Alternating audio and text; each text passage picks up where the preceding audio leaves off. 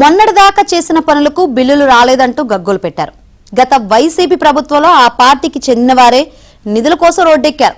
కూటమి ప్రభుత్వం వచ్చాక పంచాయతీలకు బకాయిలు చెల్లించడం, నిధుల విడుదల చేయడంతో ఇప్పుడు వారు సొంత లాభం చూసుకుంటున్నారు. దీపం ఉండగానే ఇల్లు సరిదిద్దుదామన్న రీతిలో పంచాయతీ నిధులు కుమ్మేస్తున్నారు. గత వైసీపీ ఏలుబడిలో గెలిచిన సర్పంచ్ల వరుస ఇది. ఏపీ వ్యాప్తంగా చాలా పంచాయతీల్లో ఇదే పరిస్థితి. గత వైసీపీ హయమంతా కేంద్రం ఇచ్చిన ఆర్థిక సంఘం నిధులను ప్రభుత్వమే దారి మళ్లించింది. పంచాయతీలను నామమాత్రం చేసేసింది. గ్రామాల సర్పంచులు చిన్న పని చేయాలన్న నిధులు లేని దుస్థితి.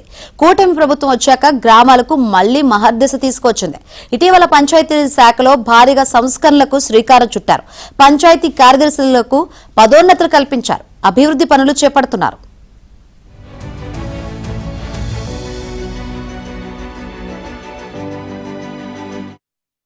కేంద్ర ప్రభుత్వం నుంచి రావాల్సిన ఆర్థిక సంఘం నిధులను రాష్ట్ర ప్రభుత్వం చొరవ చూపించి తీసుకొచ్చింది.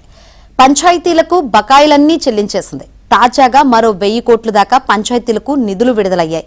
ఈ నిధులను అభివృద్ధి పనులకు వెచ్చించాల్సిన సర్పంచులు తమ పదవీకాలం ముగిసేలోపు ఏదో ఒక రకంగా ఖర్చు చేసినట్లు చూపించి జేబులో వేసుకోవాలని చూస్తున్నారు. పంచాయతీలో ఒక్క పైసా కూడా లేకుండా ఖజానా ఖాళీ చేయాలన్న ప్రయత్నాల్లో ఉన్నారు. కొన్ని చోట్ల పంచాయతీ కార్యదర్శులే సర్పంచులకు 15వ ఆర్థిక సంఘం నిధులు ఎలా కాజేయాలో సలహాలిస్తున్నారనే ఆరోపణలు వస్తున్నాయి.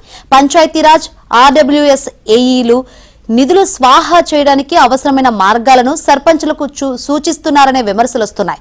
పలువురు వైసీపీ సర్పంచులతో పాటు వైసీపీ నేతల గుప్పెట్లో ఉన్న రిజర్వ్డ్ పంచాయతీలో ఎదచ్చేగా నిధులను స్వాహా చేసేస్తున్నారు. కొన్ని చోట్ల ఆర్డబ్ల్యూఎస్ ఏఈలు మోటార్ల మైనర్ రిపేర్లకు భారీగా ఎస్టిమేట్ వేసి పంచాయతీ నిధులను పంచుకుంటున్నారు.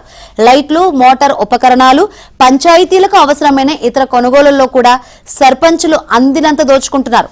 పంచాయతీ తరపున షాపుల్లో 50% వస్తువులు కొనుగోలు చేసి 18% జీఎస్టీ పోను మిగిలిన మొత్తానికి కొనుగోలు లేకుండానే బిల్లులు పెడుతున్నారు.